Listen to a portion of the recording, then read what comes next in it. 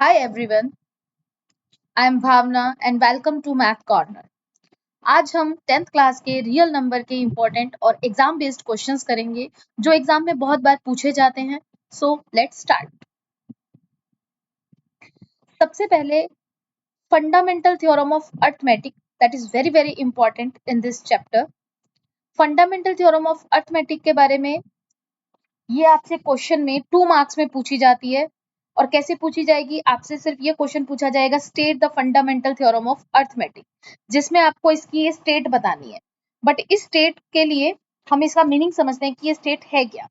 सबसे पहले इस स्टेट में आपको बोला गया है कि एवरी कॉम्पोजिट नंबर, यानी कि आपको पता होना चाहिए कि एवरी कॉम्पोजिट नंबर कौन से होते हैं. सबसे पहले तो कॉम्पोजिट नंबर जो है ऐसे number which have more than 2 factors, जिनके 2 से ज्यादा फैक्टर हो. फॉर एग्जाम्पल 4, 36, 100, 196 एक्सेट्रा, यानी कि जो अपने आप की टेबल में आने के साथ साथ दूसरे की भी टेबल में आते हैं उनको हम कॉम्पोजिट नंबर बोलते हैं.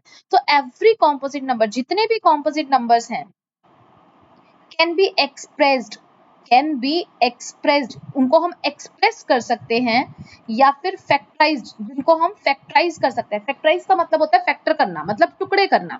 फॉर एग्जाम्पल मान लीजिए अगर मैं 4 लिख रही हूँ, 4 के हम क्या टुकड़े करेंगे? 2 इंटू 2. 9 लिख रही हूँ, क्या टुकड़े कर सकते हैं? 3 इंटू 2. अगर हम लिखते हैं 16 तो मैं क्या टुकड़े कर सकती हूँ? 8 इंटू 2. इसके फर्दर भी आगे कर सकते हैं. 8 को हम क्या लिख सकते हैं? 4 इंटू 2, और एक 2 ये हो गया. फिर इस 4 के आगे और कर सकते हैं 2 इंटू 2, ये 2 और 2 हो गया. मतलब हम लास्ट तक तब तक इसको फैक्टराइज कर सकते हैं जब तक हमें प्राइम नंबर नहीं मिल जाते. और प्राइम नंबर क्या होते हैं? प्राइम नंबर ऐसे नंबर होते हैं जो किसी और की टेबल में नहीं आते. So every composite number can be expressed और factorise as a product of prime. हम देख सकते हैं कि ये मैंने कुछ एग्जांपल्स लिया कॉम्पोजिट नंबर, और एंड में जो मुझे मिला वो मुझे मिला प्राइम नंबर का product. So product of prime number में हम इनको एक्सप्रेस कर सकते हैं, जो किसी भी तरीके का हमारे पास कॉम्पोजिट नंबर हो. Then their factorisation is unique, मतलब उनका फैक्टराइजेशन यूनिक होगा. यूनिक मतलब उसके जैसा किसी और का फैक्टराइजेशन नहीं हो सकता. फॉर एग्जाम्पल अगर मान लीजिए मैंने 3 इंटू 3 लिखा, ये किसका फैक्टराइजेशन किया है मैंने? 9 का. तो 3 इंटू 3 ये सिर्फ 9 का ही फैक्टराइजेशन हो सकता है, किसी और का नहीं हो सकता. तो 9 के फैक्टर 3 और 3 होंगे, किसी और के फैक्टर 3 इंटू 3 नहीं हो सकते. Apart from the order in which the prime factor अकर.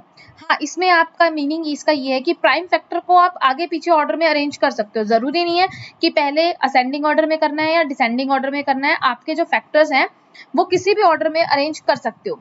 जैसे मान लीजिए हमने यहाँ पर लिया 36.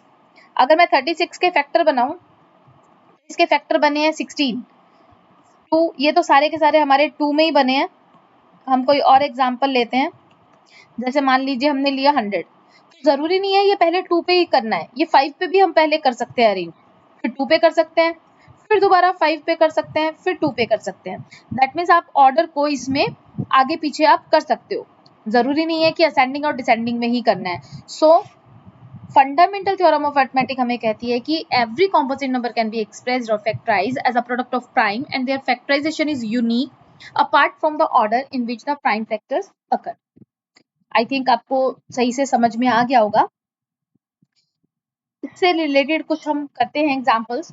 जैसे फॉर एग्जांपल इसने बोला है express each number as a product of prime factor, कि इनके जो जितने भी मैंने नंबर्स लिखे हैं इनको आपको प्रोडक्ट ऑफ प्राइम फैक्टर में एक्सप्रेस करना है. जैसे फर्स्ट पार्ट 156. 156 के अगर मैं इस तरीके से फैक्टर बनाऊं तो ये बनते हैं 78, 39, देन 13, 13 वन 13. तो 156 के प्रोडक्ट ऑफ प्राइम फैक्टर, मतलब हमें प्राइम फैक्टर्स को प्रोडक्ट के रूप में लिखना है. तो 2 इंटू 3 ये हमारा हो गया प्रोडक्ट ऑफ प्राइम फैक्टर्स में. सेम एज हम 336 का भी कर सकते हैं. जैसे मैं आपको थर्ड पार्ट और करवाती हूँ, 3825. जैसे कि यूनिट प्लेस इसका 5 दिखाई दे रहा है, तो ये नंबर सिर्फ 5 से ही जा सकता है या 3 से जा सकता है. 3 पे करने के लिए इसके यूनिट इसके सारे प्लेसेस को हम ऐड करके देखते हैं. 3 और 8 11, 11 और 2 13, 13 और 5 18. दैट मीन्स ये 3 पर जाएगा.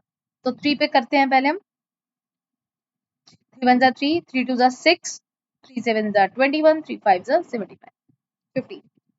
देन अगेन 3 पर। जैसे कि मैंने बताया, जरूरी नहीं है कि प्राइम फैक्टर आप असेंडिंग और डिसेंडिंग ऑर्डर में अरेंज करो, आप इसको डायरेक्ट आप 5 से भी कर सकते हो। जो भी टेबल आपके दिमाग में आ रहा है उसी टेबल से आप इसको कर सकते हैं। 5 8 40, 5 5 25, 5 17, 17 1 17, दैट मीन्स 3825 को अगर मुझे एक्सप्रेस करना है 3 इंटू 3 इंटू 5 इंटू 5 इंटू 17, तो हमने नंबर्स को as a product of prime factors में एक्सप्रेस करना सीख लिया। तो आई थिंक आपको अच्छे से समझ में आ गया होगा। तो बाकी के जो ये पार्ट बचे हैं, सेकंड, फोर्थ और फिफ्थ, ये आप ट्राई कीजिएगा। ये ठीक है। और अगर ये पार्ट आपको नहीं समझ में आए तो आप कमेंट बॉक्स में डालिएगा, देखते हैं कि आप लोग इसे सही कर पाते हैं या नहीं, तो ट्राई जरूर कीजिएगा। उसके बाद है एचसीएफ और एलसीएम। तो पहले हम इसका एक कॉन्सेप्ट क्लियर करते हैं कि एचसीएफ और एलसीएम क्या है। जैसे कि हमने पहले की क्लासेस में भी सीखा होगा, एचसीएफ और एलसीएम। अगर मैं एचसीएफ की फुल फॉर्म देखूं तो एचसीएफ की फुल फॉर्म होती है highest common factor, highest common factor. और एलसीएम की फुल फॉर्म होती है लिस्ट कॉमन मल्टीपल। फैक्टर और मल्टीपल में क्या डिफरेंस है? फैक्टर जैसे अभी हमने सीखा है, फैक्टर मतलब टुकड़े करना, यानी कि एक ऐसा नंबर जिससे हम ये हमारा जो गिवन नंबर है वो डिवाइड हो सके। और मल्टीपल मतलब उसकी मल्टीप्लाई में आ सके। फॉर एग्जाम्पल अगर मान लीजिए मैं कोई दो नंबर लेती हूँ 10 एंड 15, तो अगर मैं फैक्टर की बात करूं, सबसे पहले मैंने फैक्टर लिया, फैक्टर ऑफ 10। 10 के अगर मैं फैक्टर देखूं, यानी कि 10 किस किस से डिवाइड हो सकता है? 10 1 से डिवाइड होगा, 2 से भी डिवाइड होगा, 5 से होगा और अपने आप से होगा। इसी तरीके से अगर मैं फैक्टर ऑफ 15 लेती हूँ तो फैक्टर ऑफ 15 1 3 5 और 15।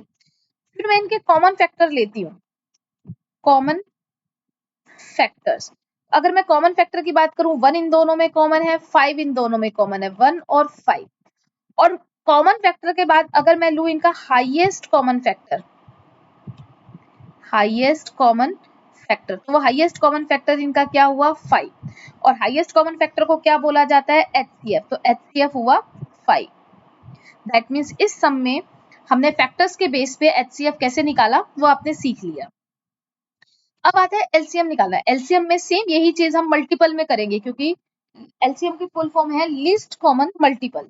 तो हम निकालते हैं मल्टीपल ऑफ 10, मतलब 10 के मल्टीपल क्या होंगे? 10 20 30 40 50 60 एक्सेट्रा, बहुत सारे।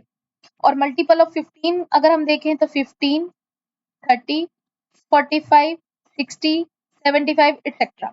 और अगर इनके कॉमन मल्टीपल अगर हम देखें तो वो कौन से हैं? कॉमन मल्टीपल आपको दिख रहा है यहाँ पर 30 दोनों में कॉमन है, 60 दोनों में कॉमन है। तो 30 60 ऐसे आपके बहुत सारे मल्टीपल ऐसे होंगे जो कॉमन होंगे। लेकिन कॉमन मल्टीपल के साथ साथ हमें लिस्ट कॉमन मल्टीपल देखना है। लिस्ट मतलब सबसे छोटा मल्टीपल हमें देखना है। तो इनमें सबसे छोटा जो मल्टीपल है वो है 30।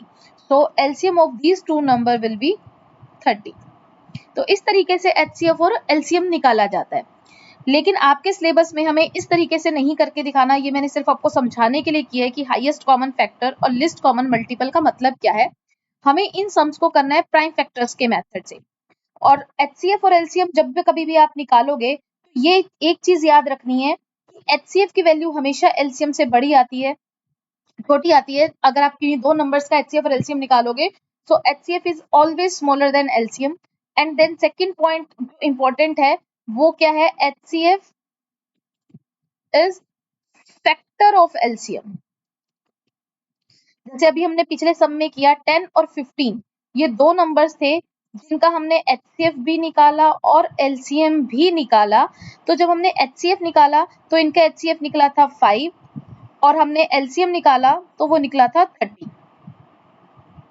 तो 5 और 30 में अगर हमने देखा कि देखिए मैं 5 और 30 में हमने क्या देखा कि एचसीएफ की वैल्यू जो 5 है वो एलसीएम से यानी कि 30 से छोटी आ रही है। और 5 क्या है? 30 का ही एक फैक्टर है, यानी कि 30 को डिवाइड कर रहा है 5। We can say that HCF is the factor of LCM.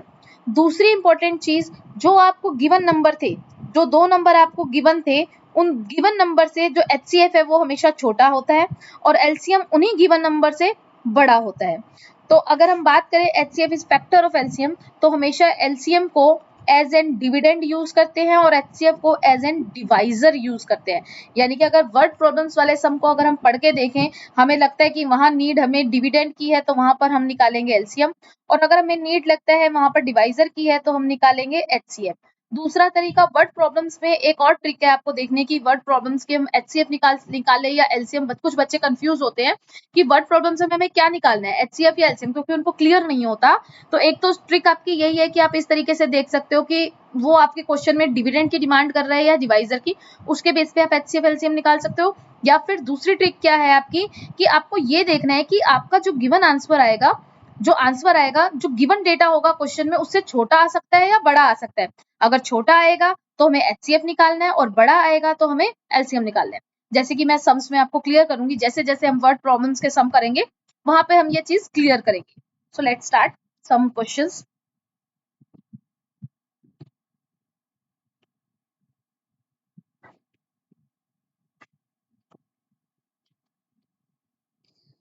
इस क्वेश्चन में ये क्या कह रहा है, find the HCF and LCM of given pairs of integers and verify that HCF into LCM is equal to product of two numbers। यहाँ हमें एक वेरिफिकेशन भी करनी है। सबसे पहले हमें बोला गया है फाइंड HCF एंड LCM, तो हमें एक HCF और LCM निकालना है। तो हम फर्स्ट पार्ट करते हैं। आपको जो दो गिवन नंबर्स हैं वो है 135 एंड 225। अब आपको HCF और LCM कैसे निकालना है? First of all you have to find out the prime factor of these two number. हमने फंडामेंटल थ्योरम ऑफ अरिथमेटिक में सीखा था कि एक कॉम्पोजिट नंबर को किस तरीके से प्रोडक्ट ऑफ प्राइम फैक्टर्स में एक्सप्रेस किया जाता है, और एक सम भी किया था। तो उसी को हम दोबारा से करेंगे कि इसको प्रोडक्ट ऑफ प्राइम फैक्टर्स में हम एक्सप्रेस करते हैं। तो सबसे पहले जैसे कि यूनिट प्लेस 5 है तो हम 5 पे कर सकते हैं। तो मैंने आपको ये भी बोला था कि जरूरी नहीं है कि ऑर्डर को हम देखें कि असेंडिंग है या डिसेंडिंग, आप किसी भी ऑर्डर से इसको डिवाइड कर सकते हो, किसी भी नंबर से पहले डिवाइड कर सकते हो। तो सब पहले मैंने लिया 5, 5 two the 10, 5 7 the 35, then 3 9 3, then 3 3 1। अब हम आते हैं सम पे 225 के हम फैक्टर बना रहे हैं। तो मैंने मान लीजिए लिया 3 पे 75, फिर 3 पे 25, फिर 5 पर 5 5 पर 1। तो मेरे पास जो फैक्टर बने हैं 135 के फैक्टर बने हैं 3 इंटू 3 इंटू 3 इंटू 5, और 225 के बने हैं 3 इंटू 3 इंटू 5 इंटू 5। हमने इनके प्राइम फैक्टर्स में अरेंज किया है इनको। फिर हम देखते हैं इन दोनों में कॉमन क्या है। इन दोनों में एक नंबर 3 कॉमन आ रहा है, एक ये 3 कॉमन आ रहा है, और एक ये 5 कॉमन आ रहा है। इसके अलावा एक 3 ऊपर 135 में है लेकिन उसका पेयर कोई 225 में नहीं है, और नीचे 225 में एक 5 है तो उसका पेयर ऊपर 135 में नहीं है।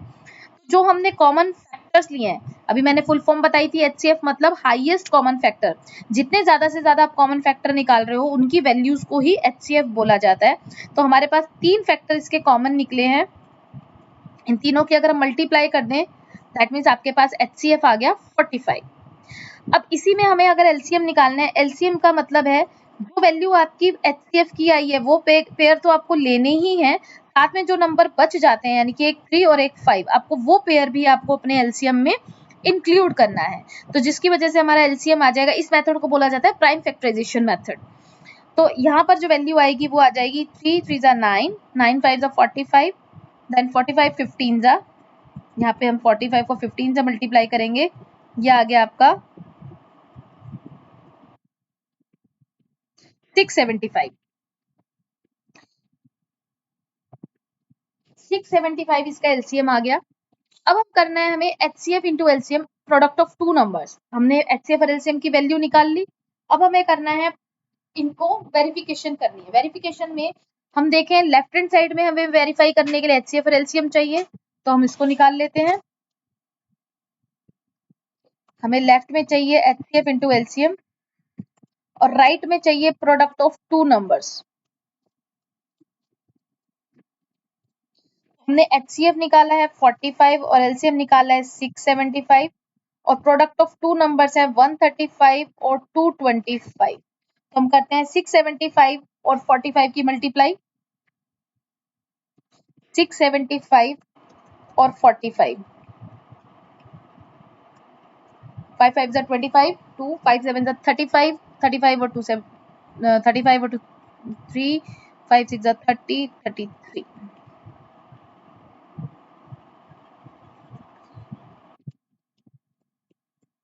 ये मल्टीप्लाई करके आ गया 30375 और हमारे पास जो दो नंबर थे वो थे 135 और 225। इनकी ओर कर लेते हैं।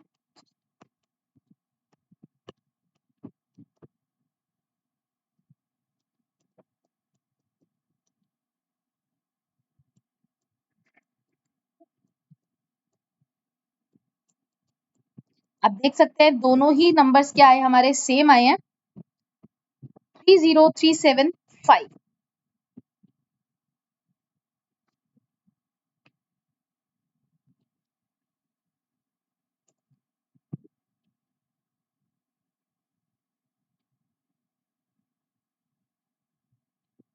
30375 सेम एज 30375।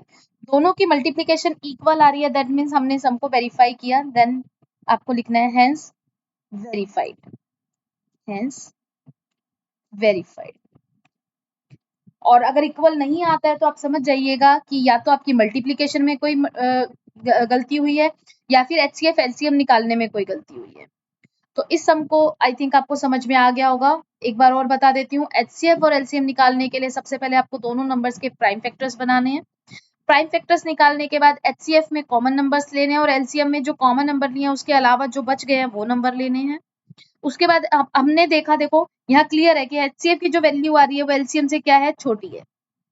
वेरिफिकेशन के लिए इस तरीके से करना है, मल्टीप्लाई लेफ्ट में करना है एचसीएफ और एलसीएम की मल्टीप्लाई और राइट में करना है प्रोडक्ट ऑफ टू नंबर्स, यानी कि जो गिवन नंबर्स है उनकी मल्टीप्लाई। दोनों इक्वल है, दैट मीन्स हमारा आंसर वेरीफाइड है। तो आपका ये जो सेकंड पार्ट है आपका होमवर्क है, एक बार आप खुद ट्राई करिएगा। मुझे यकीन है कि आप लोग ये कर लेंगे, बहुत ज्यादा टफ नहीं है और इस तरीके के सम क्वेश्चंस आते भी हैं। चलिए नाउ नेक्स्ट। इसके बाद हम लोग क्या करते हैं, आपसे जरूरी है कि तीसरा नंबर पे भी पूछा जा सकता है, मतलब कि 3 नंबर्स अगर आपके पास हैं तो उससे भी आपसे क्वेश्चन पूछा जा सकता है 3 नंबर्स में भी। फॉर एग्जांपल ये नंबर है, यहाँ पर आपके पास 3 नंबर्स हैं 12, 15 और 21। 12,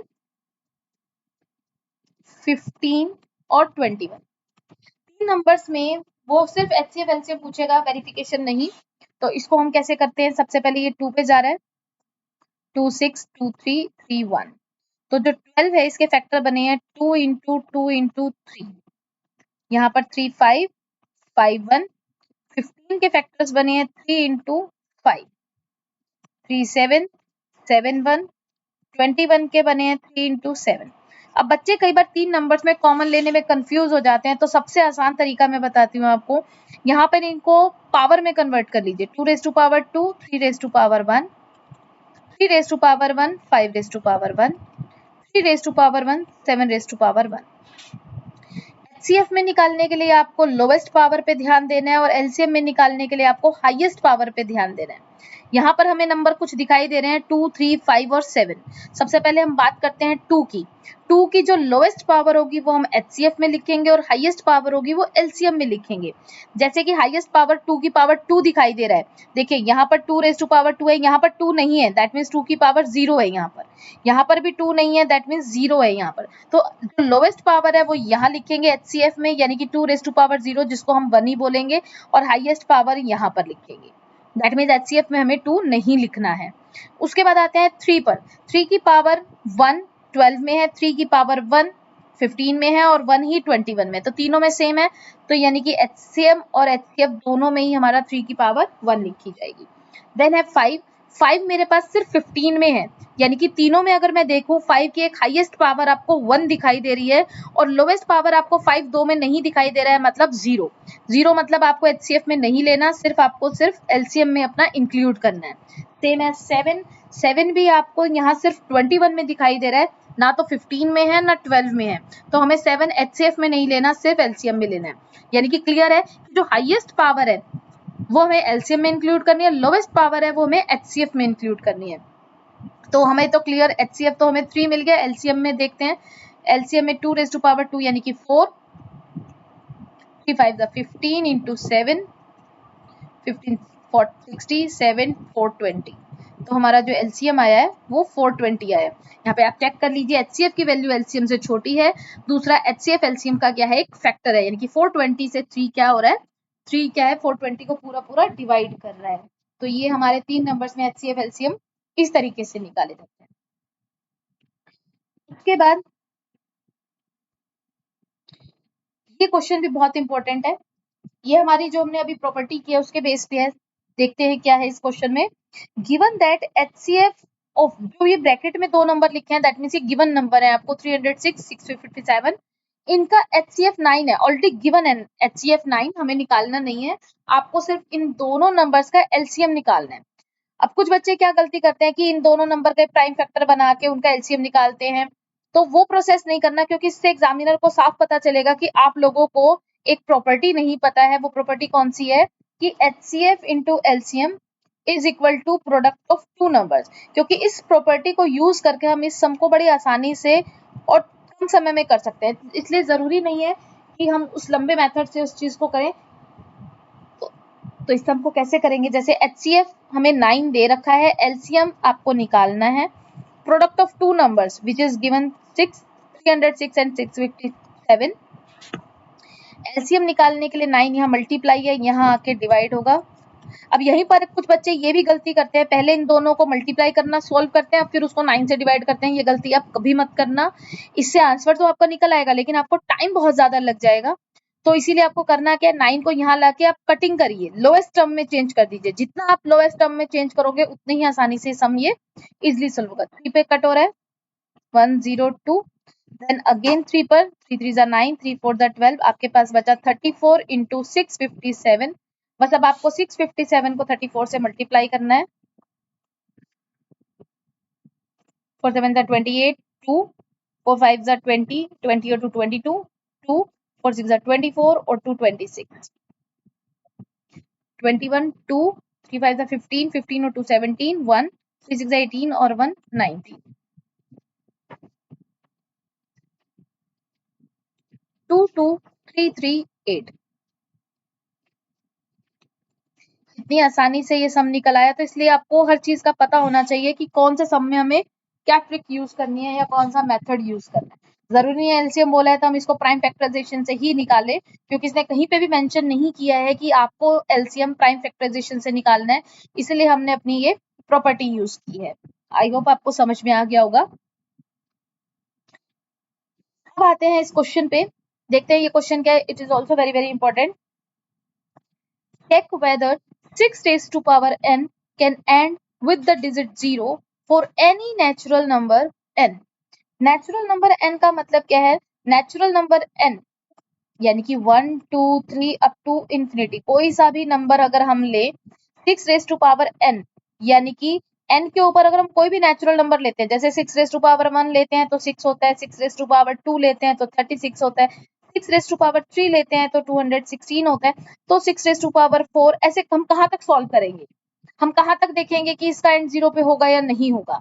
तो उसके लिए हमें क्या देखना है, हमें सिर्फ ये बताना है कि क्या हम n की वैल्यू, अगर हम कोई भी वैल्यू ले और उसको सॉल्व करें, क्या आपका नंबर पे यूनिट प्लेस कभी 0 आएगा या नहीं आएगा। जैसे यहाँ पे हमने देखा 6 आ रहा है, तो वो चीज हमें बतानी है। तो इस क्वेश्चन को करने के लिए मैं आपसे छोटी सी एक चीज पूछती हूँ, आप ये सोचिए कि 0 पे एंड होने वाला सबसे छोटा नंबर कौन सा है, राइट 10। ठीक है बच्चों, 10 आपका वो एक छोटा नंबर है जो 0 पे एंड हो रहा है। अगर मैं 10 के प्राइम फैक्टर्स बनाऊं, प्राइम फैक्टर जैसे कि हमने शुरू में ही सीखा था, 10 एक कॉम्पोजिट नंबर है जिसको हम प्रोडक्ट ऑफ प्राइम में कर सकते हैं एक्सप्रेस। तो अगर मैं इसके प्राइम फैक्टर बनाऊं तो 2 into 5 बने। तो ये जरूरी है कि कोई भी नंबर अगर 0 पे एंड हो रहा है उसके लिए इन दो फैक्टर का होना जरूरी है। जिस नंबर में ये दो फैक्टर हैं 2 and 5, वो 101% उसका एंड 0 पे हो सकता है। अब हम चेक करते हैं हमारा जो नंबर है 6, 6 के दो फैक्टर क्या है, 2 into 3, 2 और 3 इसके दो फैक्टर हैं। अगर हमारे पास यहाँ 5 और आ जाता दैट मीन्स ये नंबर हमारा 0 पे एंड हो सकता था, बट 2 और 3 जब दो फैक्टर्स हैं तो यहाँ पर आपका एंड 0 पे हो ही नहीं सकता, क्योंकि अभी हमने देखा कि 0 पे एंड होने के लिए दो फैक्टर का होना मस्ट है, विच आर 2 एंड 5। अगर आपके नंबर में 2 और 5 ये दो नंबर हैं तो उस नंबर का एंड 0 पर हो सकता है, अदरवाइज नहीं। तो इस वजह से 6 रेज़ टू पावर n का एंड 0 पर नहीं होगा। So 6 raised to power n can't end with the digit 0 for any natural number n। इस क्वेश्चन को 4 रेज़ टू पावर n से भी पूछ सकता है, 2 रेज़ टू पावर n से भी पूछ सकता है, चाहे किसी से भी पूछे, हमें तो मस्ट हमारा 2 और 5 का फैक्टर देखना है कि जो बेस नंबर है उसके फैक्टर्स क्या हैं। चलिए नेक्स्ट क्वेश्चन,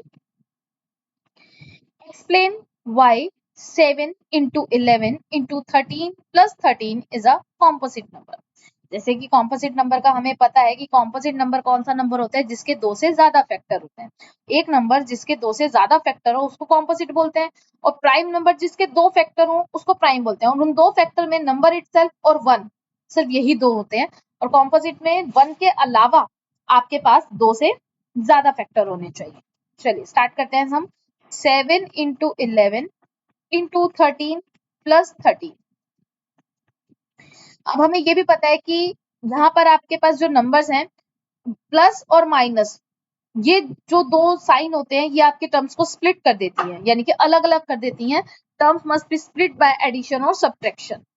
तो जहां पर प्लस और माइनस का साइन दिखाई दिए समझ जाइए वो नंबर अलग अलग है, और जब तक मल्टीप्लाई है वो नंबर एक ही माना जाता है। क्यों? क्योंकि मल्टीप्लाई वाला नंबर क्या है, वो फैक्टराइज कर देता है, फैक्टराइज हुआ है वो नंबर, ना कि अलग हुआ है। तो ये जहां तक मल्टीप्लाई है यहाँ तक ये नंबर एक ही है। उसके बाद जैसे ही एडिशन का साइन आया ये नंबर अलग है। तो हम क्या करते हैं, इन दोनों नंबर्स में कॉमन लेते हैं। दोनों नंबर में हमें 13 दिखाई दे रहा है, मैं उस 13 को एज एन कॉमन फैक्टर बाहर निकाल रही हूँ। तो यहाँ से बचा 7 into 11 प्लस 13 बाहर निकाला तो बचा 1, 13 77 प्लस 1 13 into 78। अगर मैं यहाँ पर 1 लगा भी देती हूँ तब भी आपको कोई फर्क नहीं पड़ेगा, नंबर हमारा एज इट इज 13 into 78 का जो आंसर है वही आंसर आएगा। बस 1 मैंने इसलिए लगाया ताकि मैं ये शो कर सकूं कि इस नंबर के मोर देन 2 फैक्टर्स हैं। ठीक है, more than 2 factors, so this number have more than 2 factors. और जिसके दो से ज्यादा फैक्टर हो वो क्या शो करता है कि वो नंबर एक कॉम्पोजिट नंबर है। This shows that this number is a composite number. This number is a composite number.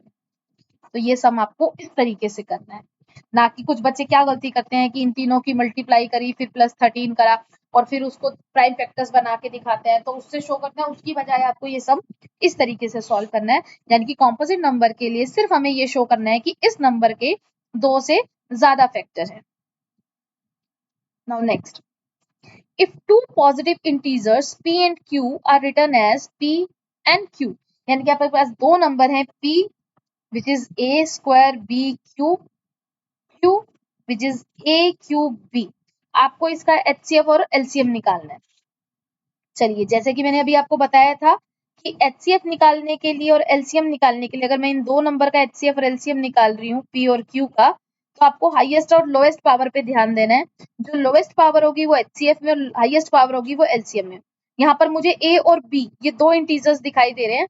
a जो नंबर है, a की जो लोएस्ट पावर है वो HCF में और हाईएस्ट पावर वो LCM में आएगी। सेम एज b, b की लोएस्ट पावर HCF में और हाईएस्ट पावर आएगी इसमें। ये आंसर आ गया।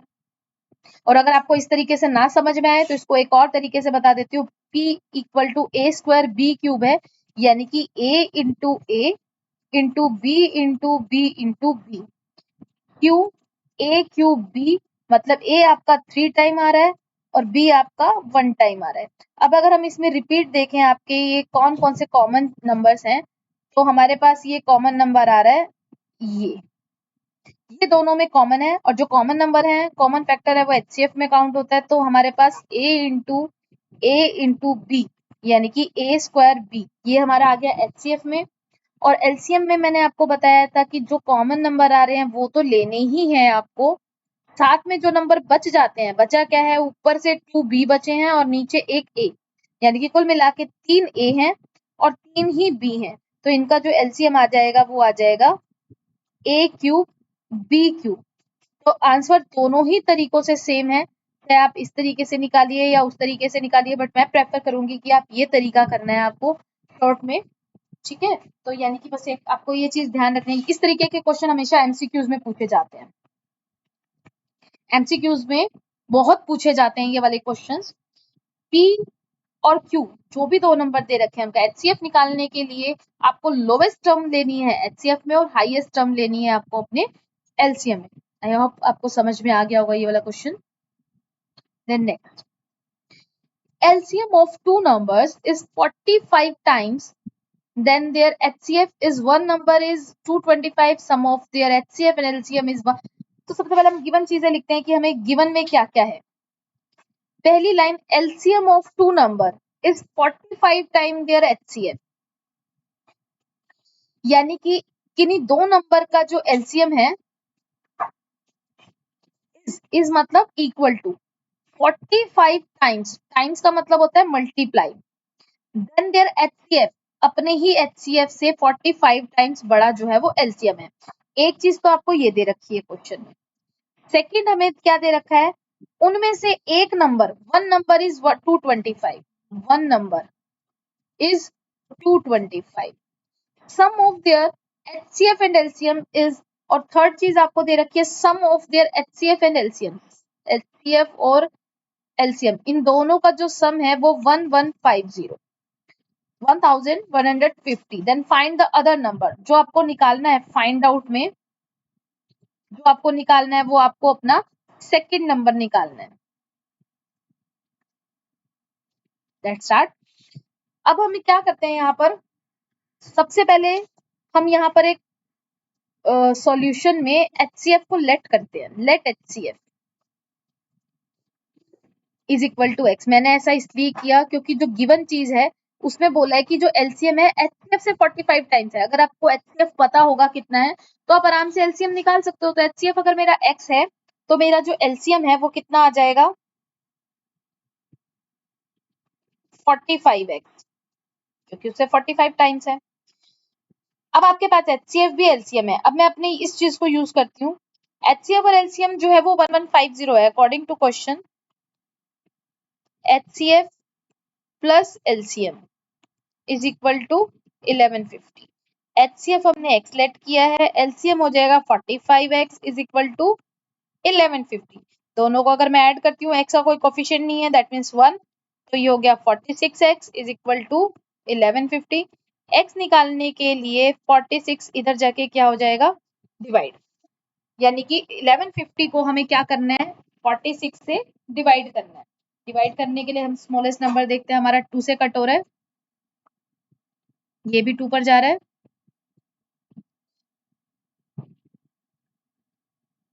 575। 575 को 23 से अगर हम डिवाइड करते हैं डायरेक्ट, 2 पर 46, देन 3, नहीं 5, पूरा पूरा ये 25 पे कट हो रहा है, यानी कि ये नंबर मेरा कट हो गया 25 पे। दैट मीन्स हमने क्या किया, इसमें डायरेक्ट मेरे पास x की वैल्यू आ गई, तो x की वैल्यू आ गई 25। x की वैल्यू आना मतलब HCF का पता चलना, क्योंकि हमने HCF को x लेट किया था, सो HCF हमें मिल गया 25। अगर HCF हमें 25 मिल गया तो LCM भी बड़ी आसानी से मिल जाएगा, क्योंकि स्टार्टिंग की ही लाइन हमें क्या मेंशन कर रही थी कि HCF क्या है, 45 टाइम्स है, यानी कि 25 इंटू 45। तो हम यहाँ क्या करेंगे, 25 और 45 की मल्टीप्लाई हम डायरेक्ट ही कर लेते हैं। 25 5 125, 12 LC कैरी 25 फॉर द 100, और ये 100 और 12, ये हमारे पास आ गया LCM। अब हमारे पास HCF LCM दोनों चीजें आ गई हैं, फर्स्ट नंबर दे रखा है, सेकंड नंबर निकालना है, तो ऑब्वियस सी बात है हम अपनी प्रॉपर्टी यूज करेंगे, जो हमें क्या कहता है कि HCF into LCM is equal to product of two numbers.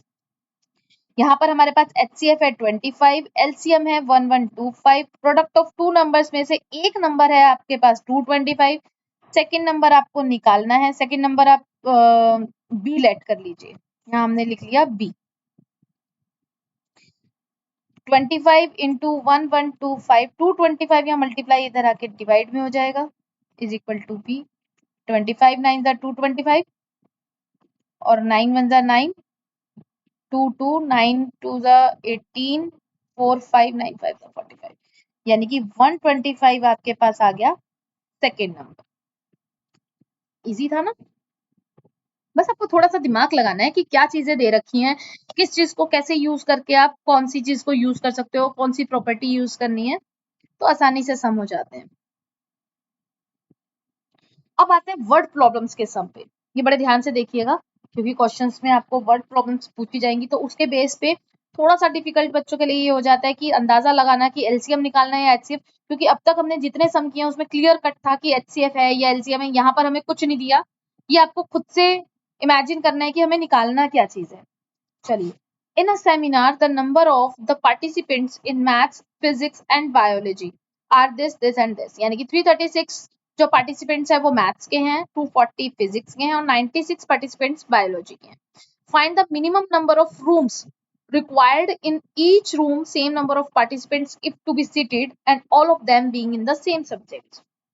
अब आप ये देखिए कि आपको ये बोला जा रहा है कि मिनिमम नंबर ऑफ रूम, सबसे मतलब कम से कम कितने रूम हमें रिक्वायर होंगे कि एक रूम में सेम नंबर के पार्टिसिपेंट्स जो है वो बैठे और सेम सब्जेक्ट्स के भी बैठे, सेम सब्जेक्ट यानी कि मैथ्स के, फिजिक्स के और बायो के। तो ऑब्वियस सी बात है कि जो भी हमारा गिवन आंसर होगा गिवन डेटा से कम ही आएगा। ऐसा तो नहीं है कि 336 स्टूडेंट्स हैं तो उनके लिए हम लोग 336 रूम ही अरेंज करेंगे कि एक रूम में एक बच्चा, नहीं ना। तो रूम्स की जो नंबर्स हैं वो इनसे कम ही आएंगी, तो हमें यहाँ पर क्या निकालना होगा, अपना एचसीएफ। हमने ये 3 नंबर्स लिए हैं, इन 3 नंबर्स का निकालते हैं अपना एचसीएफ। मतलब पहले हम करेंगे प्राइम फैक्टर्स 2 पे, देन अगेन 2 पे, अगेन 2 2 1, देन 3 पे, देन 7। यहाँ पर 2 120, 2 पे करेंगे 60, 2 से फिर 30, 15, 3 5 15, 1, देन 2 पे 48, 24, यहाँ 12, 2 6 12, 2 3 1, 2 3 6 एंड 3 1 3। हमारे पास जो 3 नंबर्स हैं उनके जो प्राइम फैक्टर हमने बनाए हैं वो बनाए हैं 336 के बने हैं 2 raise to power 1 2 3 4, 3 raise to power 1, 7 raise to power 1, then 240 1 2 3 4, 2 raise to power 4 into 3 1 5 1, then 96 2 3 4 5 into 3 1। हमने निकालना है एचसीएफ। हम एचसीएफ निकाल रहे हैं 336, 240 और 96 पार्टिसिपेंट्स का जो एचसीएफ निकलेगा वो क्या निकलेगा। एचसीएफ में मैंने बताया था शॉर्ट ट्रिक, आपको लोएस्ट पावर चेक करनी है ना कि हाईएस्ट। हाईएस्ट पावर हम एलसीएम में चेक करते हैं। तो एचसीएफ की इसकी शॉर्ट जो पावर होगी, सबसे छोटी जो पावर होगी वो क्या है, 2 की सबसे स्मॉलेस्ट पावर तीनों में 2 रेज टू पावर 4 है, देन 3 का 3 रेज टू पावर 1 है तीनों में, 5 लेकिन आपके पास सिर्फ एक नंबर में है, बाकी 2 में नहीं है, हम नहीं लेंगे। 7 एक में है, 2 में नहीं है, नहीं लेंगे। तो इसका मतलब 2 रेज टू पावर 4 का मतलब है 2 आपका 4 टाइम्स रिपीट हो रहा है और 3 आपका 1 टाइम, 48। ये जो एचसीएफ आ गया हमारे पास कितना आ गया, 48। दैट मीन्स 48 पार्टिसिपेंट्स जो है वो आपके इस सेमिनार में मिनिमम नंबर ऑफ जो पार्टिसिपेंट्स है ये सीटेड होंगे सेम सब्जेक्ट्स के। अब हमें निकालना है मिनिमम नंबर ऑफ रूम्स। अब एक चीज और याद रखिएगा, जो डेटा हमें दे रखा है उसका एचसीएफ एलसीएम उसी में आता है। जैसे ये पार्टिसिपेंट्स दे रखे थे तो ये जो 48 आया है वो पार्टिसिपेंट्स ही आया है, बट हमें निकालना है मिनिमम नंबर ऑफ रूम्स। तो आप खुद सोचिए कि 336 पार्टिसिपेंट्स में से 48 पार्टिसिपेंट्स आपको एक रूम में बिठाने हैं, तो कितने रूम हम मैथ्स के लिए कितने रूम्स हमें लगेंगे। तो number of room for math participants, for math participants 336 total थे, जिनमें से 48 हमें एक रूम में शिफ्ट करने हैं, तो यानी कि इनके लिए नंबर ऑफ रूम्स हमारे कितने अलॉट होंगे, इसको हम डिवाइड करके देख लेंगे। ये सीधा सीधा हमारा कट हो रहा है, सॉरी ये 7 पे, 7 8 56, 5 7 4 25, 7 4 28 और 5 33, 7 पे हमारा पूरा पूरा कट हो रहा है, तो यानी कि 7 रूम्स हमें मैथ्स के पार्टिसिपेंट्स के लिए चाहिए ताकि इक्वल वो हो। Number of rooms for physics, अब टोटल है 240, उनके भी हमें सेम नंबर ऑफ पार्टिसिपेंट्स करने हैं यानी कि 48, तो ये आपका जा रहा है 5 पे, पूरा पूरा कट हो रहा है 5 पे, तो 5 रूम्स हमें चाहिए फिजिक्स के पार्टिसिपेंट्स के लिए। फिर number of rooms for biology, biology के पार्टिसिपेंट्स जितने भी हैं उनके लिए कितने रूम हमारे पास प्रोवाइड होंगे, 96/48, ये कट होके आपके पास 2 आ रहा है, 2 रूम्स, तो टोटल नंबर ऑफ रूम्स हमें यहाँ पर कितने चाहिए, टोटल नंबर ऑफ रूम्स 7 + 5 + 2, 7 5 2, कितना हो गया हमारे पास 14 रूम्स। दैट मीन्स हमें 14 नंबर ऑफ रूम्स की रिक्वायरमेंट है, जिसमें हर एक नंबर में सेम नंबर ऑफ पार्टिसिपेंट बैठेंगे, यानी कि हर एक रूम में 14 रूम्स में से हर रूम में सबके 48 48 48 पार्टिसिपेंट्स बैठेंगे।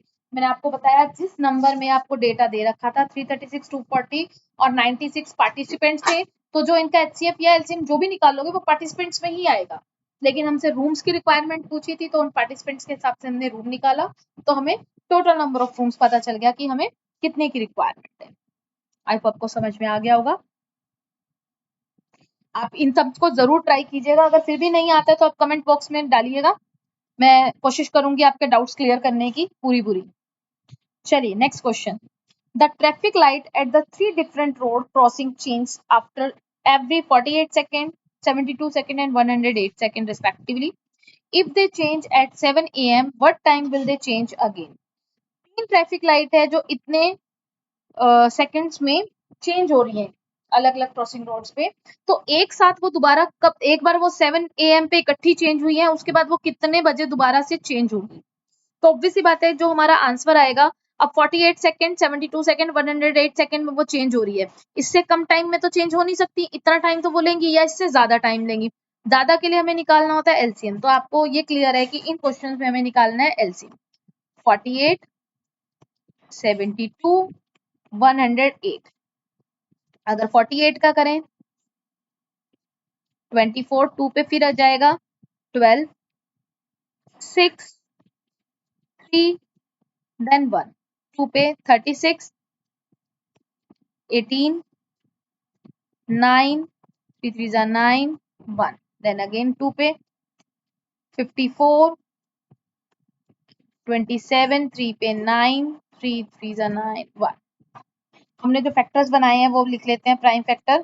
देखो एचसीएफ और एलसीएम निकालने के लिए सबसे जो मेन बुनियाद है वो यही है कि आपको सबसे पहले प्राइम फैक्टर बनाने ही है, ठीक है, तो 48 के हमने बनाए 2 raise to power 4 into 3 raise to power 1, 72 के बने हैं 2 raise to power 3 into 3 raise to power 2, 108 में 2 आपका 2 टाइम रिपीट हो रहा है, 3 आपका 3 टाइम रिपीट हो रहा है, हमें निकालना है यहाँ पे एलसीएम। आई थिंक अब क्लियर हो गया होगा कि हमने एलसीएम यहाँ क्यों निकाल रहे हैं। चलिए एलसीएम में हमें लेनी है हाईएस्ट पावर, 2 की तीनों में हाईएस्ट पावर 4 दिखाई दे रही है और 3 की हाईएस्ट पावर आपको 3 दिखाई दे रही है।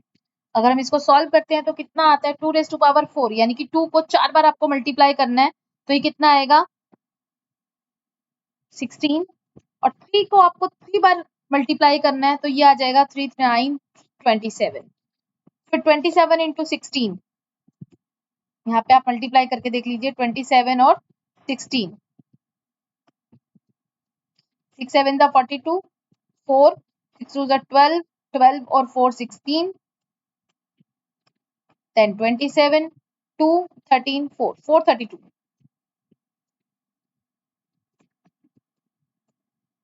हमारे पास ये आ गया 432।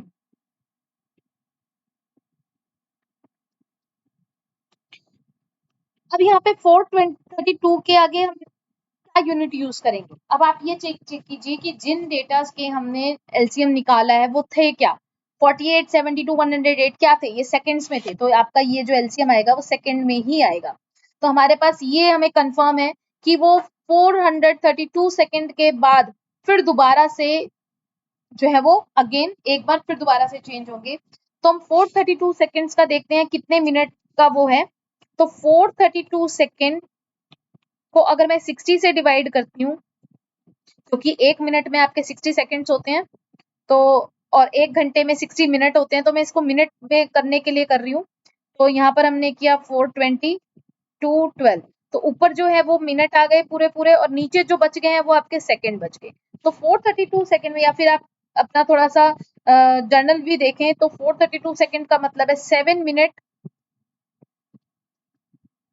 और 12 सेकंड।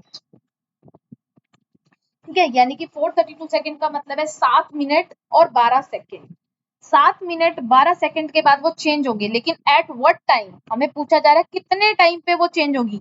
स्टार्टिंग टाइम था वो 7 बजे था, यानी कि सुबह 7 बजे एक बार वो चेंज हुई और कितने डिफरेंस पे फिर दोबारा चेंज होगी, 7 मिनट 12 सेकंड के बाद फिर चेंज होगी, यानी कि कुल मिला के 7 बज के 7 मिनट और 12 सेकंड पे वो अगेन दोबारा से चेंज होंगी, यानी कि 7/7/12 AM पर ये ट्रैफिक लाइट फिर से एक साथ चेंज होंगी। ये सम भी आपका बहुत इंपॉर्टेंट था, तो अच्छे से फिर दोबारा करिएगा एक बार और।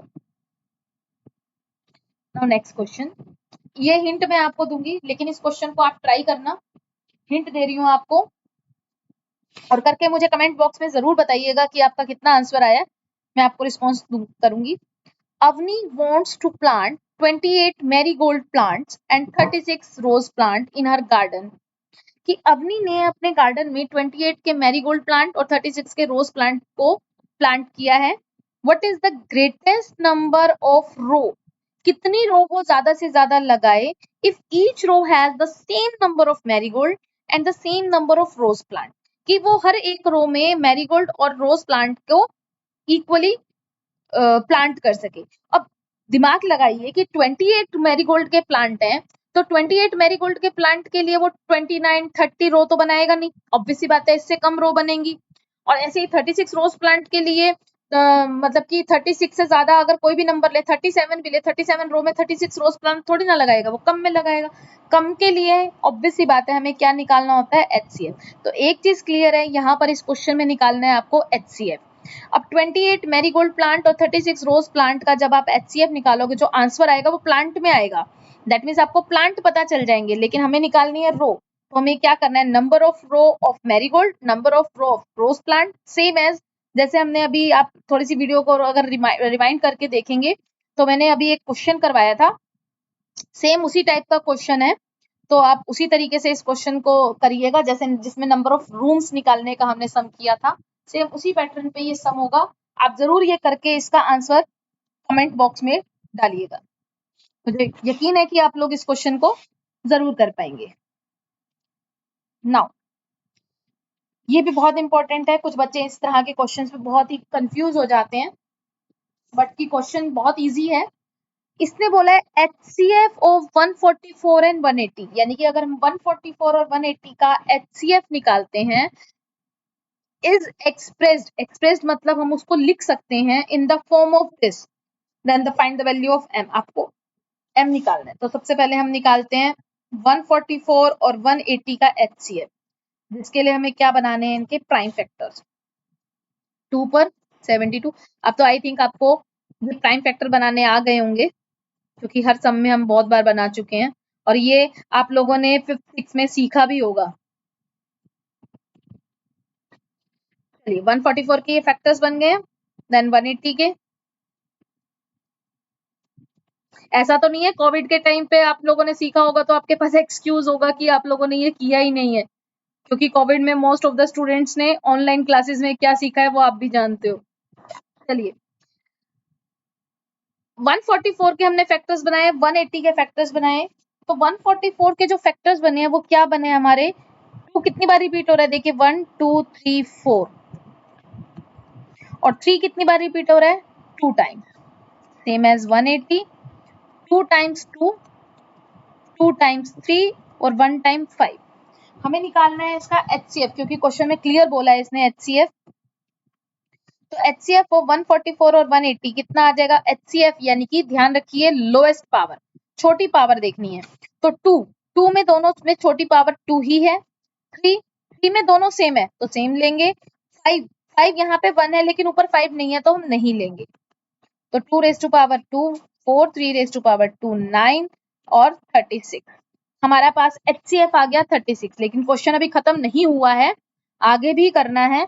तो इसने बोला है कि HCF जो निकाला है उसको एक्सप्रेस करना है इस फॉर्म में, यानी कि जो आपका HCF निकाला है उसको हमें 13m-3 में रखना है, यानी कि इसके इक्वल हम रखेंगे वैल्यू को। 13n-3 के आगे हम अपना HCF रखेंगे अकॉर्डिंग टू क्वेश्चन, क्योंकि हमें अपने HCF को एक्सप्रेस करना है इस फॉर्म में। और यहाँ से m की वैल्यू आपको बहुत आसान है निकालना, 36 + 3 देन 39, और m निकालने के लिए 13 यहाँ मल्टीप्लाई है, यहाँ जाके डिवाइड, कितना आ गया 3। तो m की वैल्यू सीधी सीधी हमारे पास कितनी आ गई 3। था ना आसान।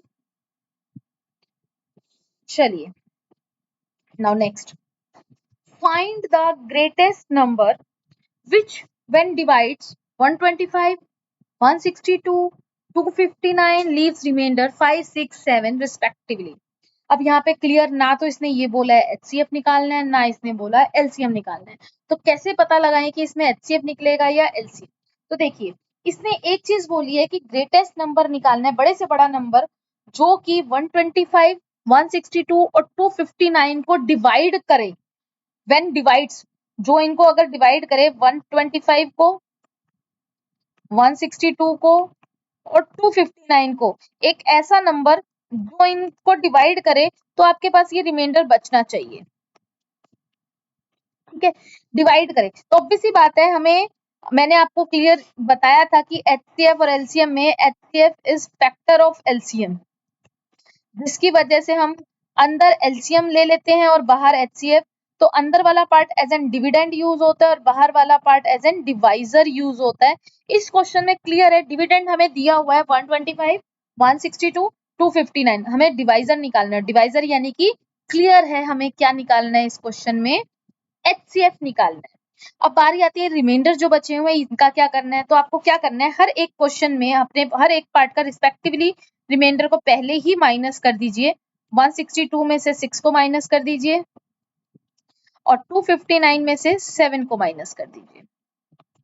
अब जो नंबर आए हैं उनका क्या निकाल देना है HCF। तो आपको निकालना है HCF ऑफ 120, 156 और 252, और इनका HCF निकालने के बाद फिर जो आंसर आएगा उसको अगर आप अपने 125 से, 162 से, 259 से डिवाइड करेंगे तो आपको अपने आप ही रिमाइंडर 5, 6 और 7 मिलेगा।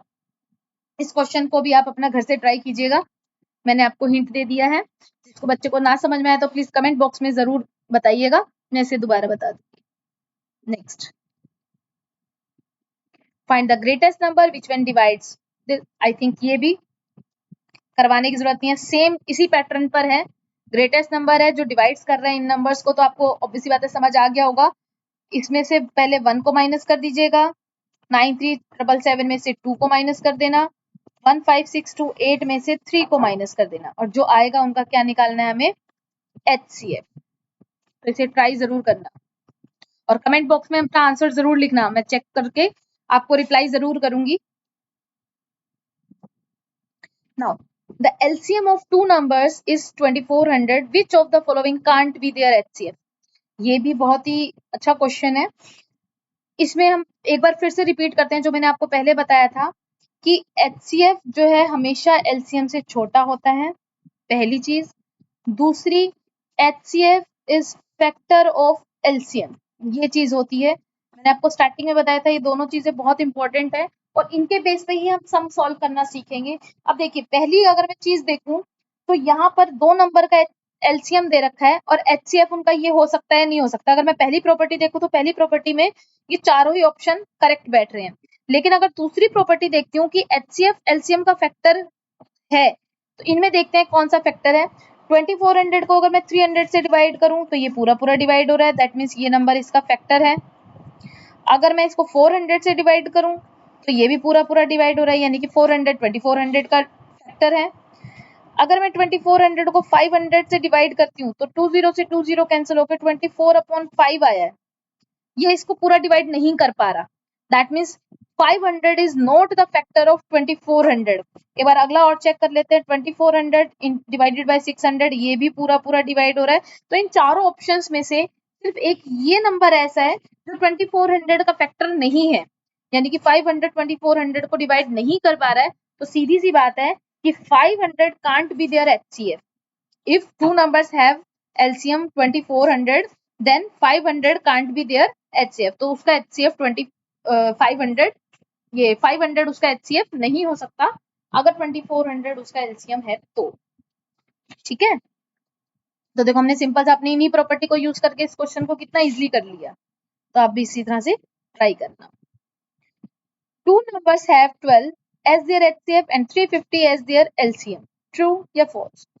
कि दो नंबर का HCF 12 और LCM 350 हो सकता है या नहीं। फिर से वापस अपनी वही दो प्रॉपर्टी याद करिए।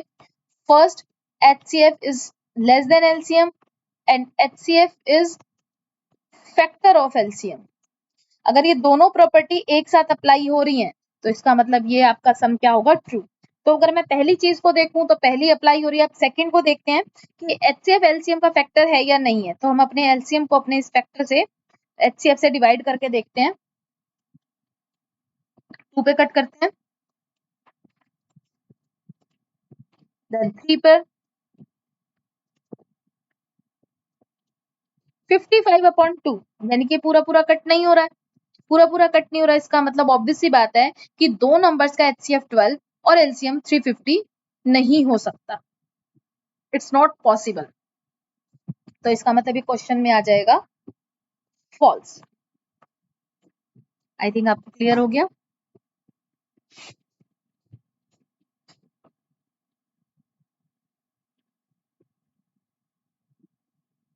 Now next, prove that √5 is irrational.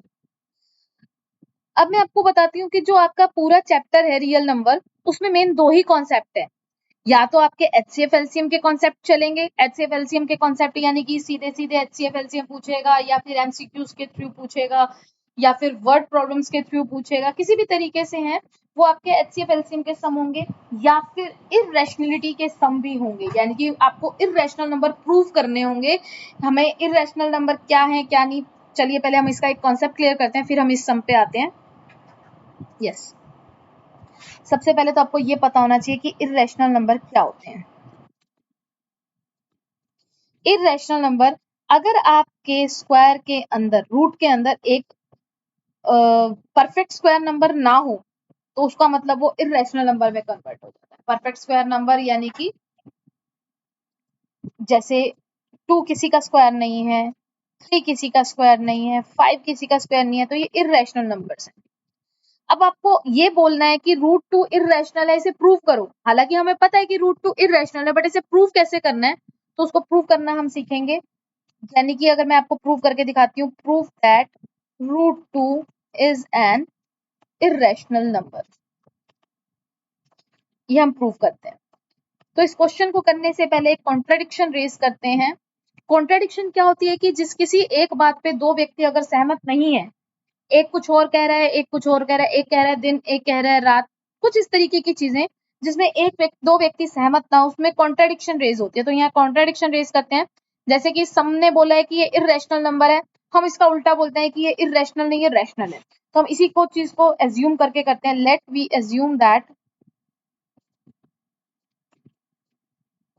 √2 is a rational number, ये एक रैशनल नंबर है। अगर √2 रैशनल नंबर है तो इसका मतलब ऑब्वियस सी बात है हम इसको p/q की फॉर्म में लिख सकते हैं, क्योंकि हर एक रैशनल नंबर जो है वो p/q की फॉर्म में रिप्रेजेंट कर सकते हैं। बस q आपका क्या नहीं होना चाहिए, 0 नहीं होना चाहिए। साथ ही साथ p और q क्या है, आपके को प्राइम नंबर है, आर को प्राइम नंबर। आई थिंक आपको पता होगा को प्राइम नंबर क्या होते हैं, बट फिर भी मैं बताती हूँ। को प्राइम नंबर ऐसे नंबर्स होते हैं जिनके बीच में 1 के अलावा कुछ कॉमन नहीं होता, यानी कि जो किसी भी टेबल में नहीं कटते। फॉर एग्जाम्पल अगर मान लीजिए अगर आपके पास सम आ जाए 7/8, 7/8 का मतलब क्या है, ये एक साथ दोबारा किसी की टेबल में नहीं आएंगे, यानी कि इसको आप कट कर नहीं सकते। लेकिन अगर आंसर आता है 10/15, 10/15 का मतलब है कि ये आंसर आगे कट हो सकता है। तो 10 और 15 आपके को प्राइम नंबर नहीं है, लेकिन 7 और 8 आपके को प्राइम नंबर है, यानी कि ये एक साथ किसी की टेबल में नहीं आते। In short we can say that, in other words we can say that जिनका HCF 1 होगा वो को प्राइम नंबर होंगे, यानी कि जिनके बीच में 1 के अलावा कुछ भी कॉमन नहीं है वो को प्राइम नंबर होते हैं। तो हमने एज्यूम किया कि ये जो P/Q है हमारे लोएस्ट टर्म में है, यानी कि ये को प्राइम नंबर है। यहाँ पे हम करते हैं taking square on both side,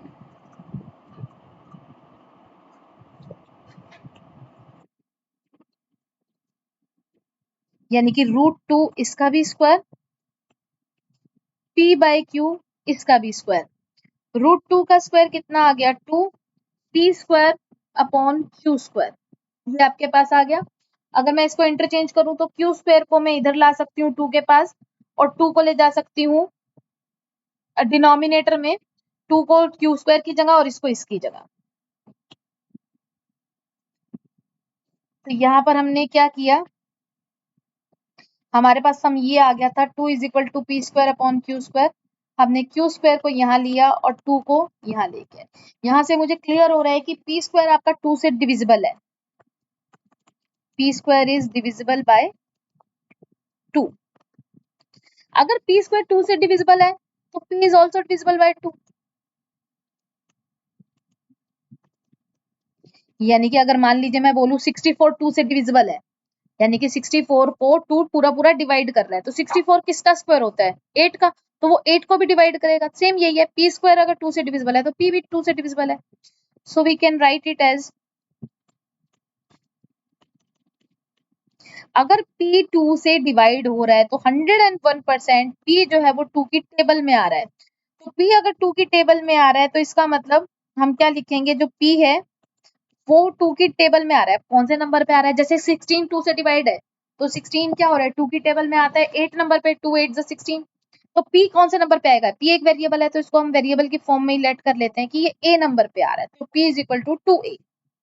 P की वैल्यू क्या आ गई हमारे पास 2A। ये हमारी इक्वेशन नंबर 1। हम यहाँ क्या करते हैं, अपनी P की वैल्यू को इक्वेशन नंबर में पुट कर देते हैं। Putting the value of P,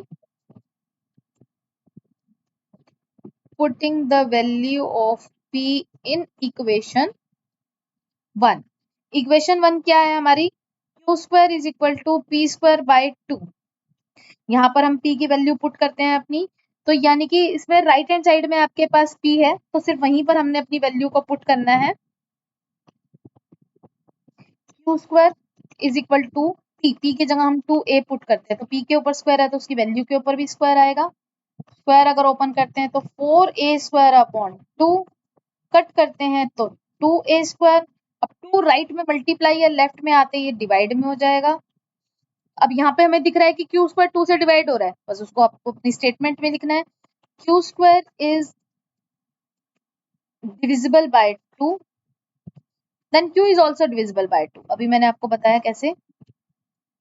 और अगर Q 2 से डिविजिबल है तो इसका मतलब ये भी 2 की टेबल में आएगा। अब ये A पे नहीं आएगा क्योंकि A नंबर पे P आ चुका है, तो इसको हम B पे ले लेते हैं, Q = 2B।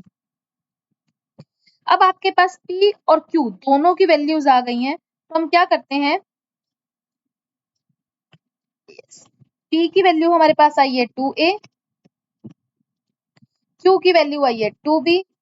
अगर हम इन दोनों का HCF निकालें तो दोनों में हमें कॉमन नंबर एक 2 दिखाई दे रहा है, 2। अगर P और Q के बीच में एक कॉमन नंबर 2 है, दैट मीन्स ये को प्राइम नंबर नहीं है, क्योंकि इनका HCF क्या है 2। So P and Q are not co-prime number because their HCF is not 1, क्योंकि उनका HCF 1 नहीं है। अगर ये को-प्राइम नंबर नहीं है तो इसका मतलब हमने स्टार्टिंग में जो अजम्पशन की थी, अगर हम स्टार्टिंग में ही बात करें इस क्वेश्चन की, तो देखिए हमने क्या लेट किया था शुरू में ही, बिल्कुल स्टार्टिंग में अगर हम बात करें तो हमने स्टार्टिंग में ही लेट किया था कि P और Q हमारे को-प्राइम नंबर है। और जबकि अगर हम एंड में देखें, हमारे एंड में क्या हमने रिजल्ट निकाला है कि P और Q को प्राइम नंबर नहीं है, तो इसका मतलब सीधी सी बात है कि हमने जो अजम्पशन लेट की थी वो हमारी क्या है, गलत है। सो our assumption is wrong. our assumption is wrong. और हमारी assumption क्या थी, हमने क्या माना था कि √2 एक रैशनल नंबर है. अब वो एक हमारा गलत साबित हो गया, यानी कि √2 एक रैशनल नहीं हुआ क्योंकि हमारी assumption गलत है. So √2 is not a rational. और अगर वो रैशनल नहीं है तो ऑब्वियस सी बात है, जो कॉन्ट्राडिक्शन हमने रेज की थी इसके अपोजिट, तो इसका मतलब वो क्या है, एक इर्रेशनल नंबर है. √2 is an hence √2 is an irrational number. तो ये एक irrational नंबर है. Hence proof, यानी कि ये प्रूव होता है कि √2 एक irrational नंबर है. आई थिंक आपको समझ में आ गया होगा. ठीक है, ये आप देख लीजिएगा. ठीक है, ये सम इतना इंपॉर्टेंट है, ये मैं अगर बोलूं कि 99% हर साल किसी ना किसी सेट में ये सम आता ही है 100%.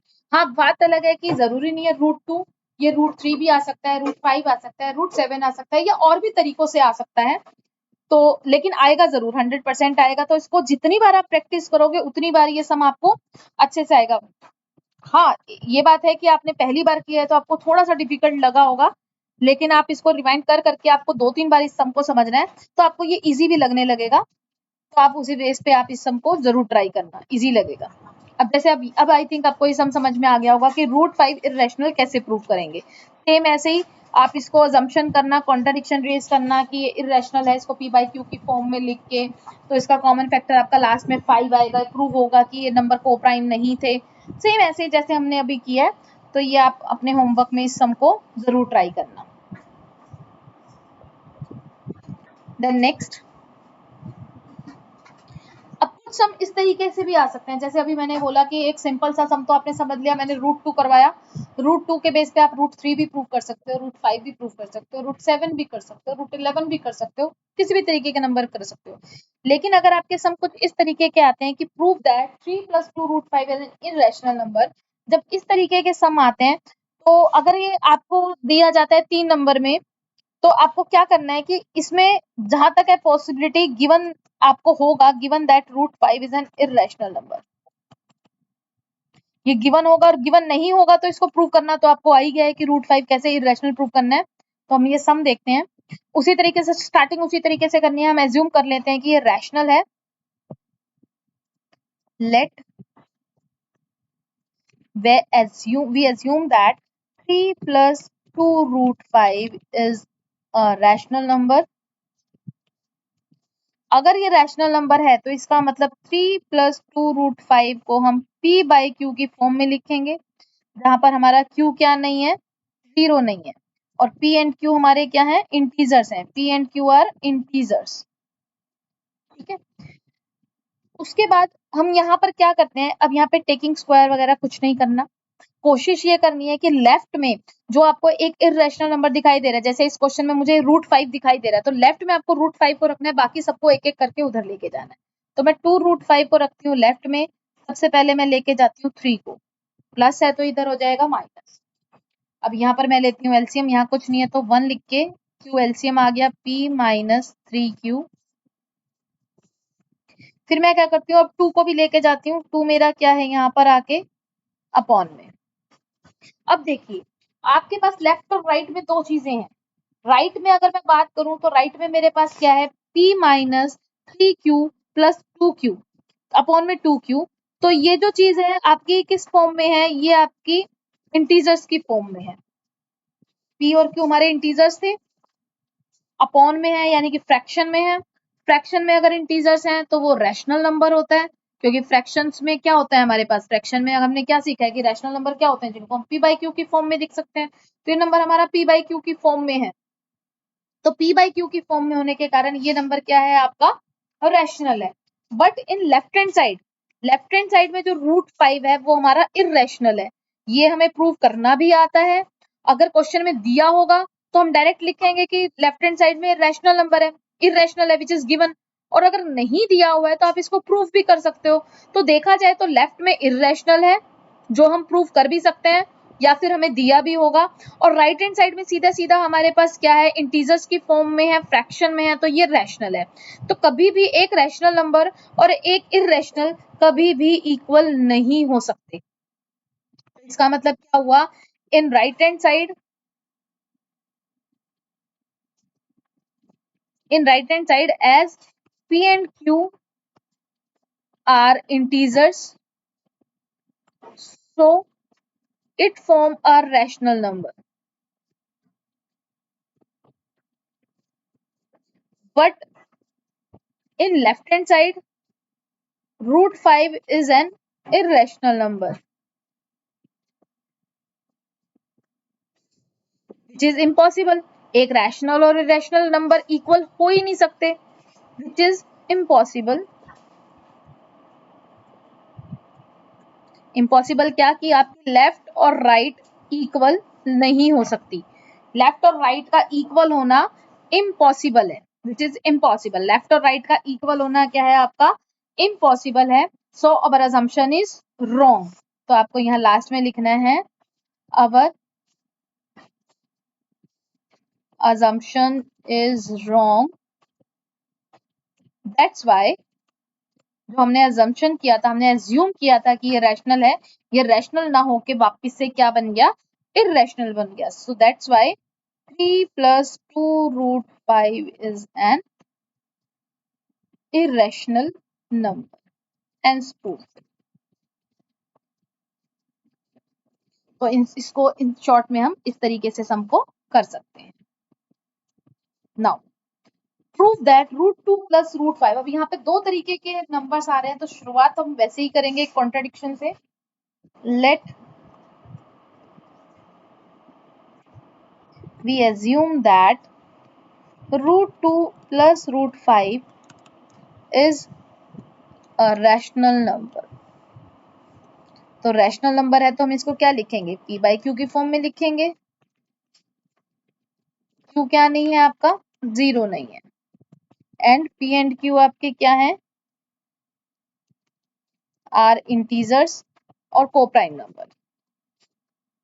टेकिंग स्क्वायर, हम स्टार्टिंग में ही स्क्वायर कर लेते हैं। Taking square on both side,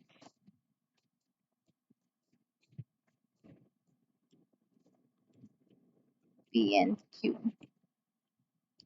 ठीक है, यहाँ पर हम क्या करते हैं, आइडेंटिटी लगाते हैं, a square plus b square 2a b p square q square.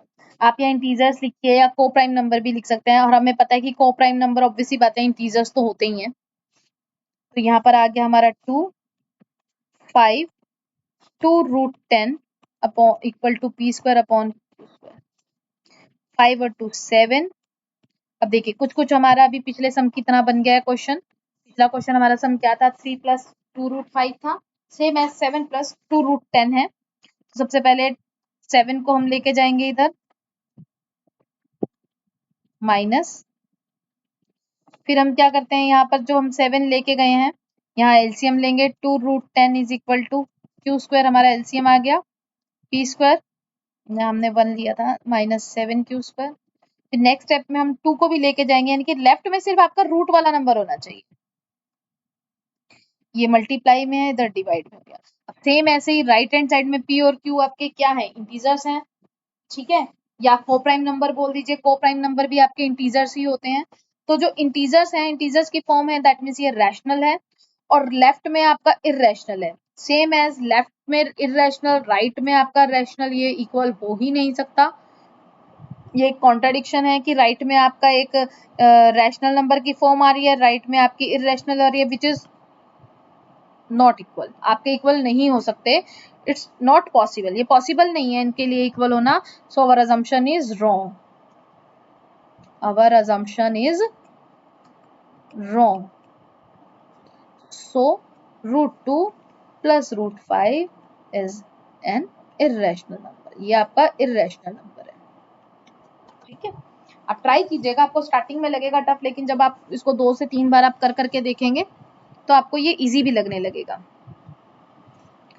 तो आई थिंक मैंने जितने भी आपके इस फर्स्ट चैप्टर से रिलेटेड सम थे वो सबके कॉन्सेप्ट मैंने क्लियर करे हैं। इनके अलावा भी अगर आपको किसी सम में डाउट आता है करते हुए तो आप जरूर कमेंट बॉक्स में लिखिएगा, मैं उसको जरूर रिजॉल्व करूंगी उस चीज को।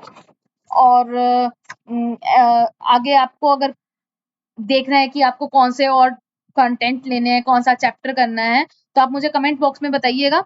मैं आपके लिए नेक्स्ट वीडियो कोशिश करूंगी कि मैं उसी चैप्टर की बनाऊं या उससे रिलेटेड आपको जो भी चाहिए आपको कंटेंट या कोई किसी चीज में डाउट है आप वो भी मुझे बता सकते हैं, तो वो चीज मैं जरूर करूंगी पूरी आपकी। तो चलिए आज के लिए सिर्फ इतना ही, बाकी आप इसकी प्रैक्टिस कीजिएगा। मिलते हैं नेक्स्ट वीडियो में।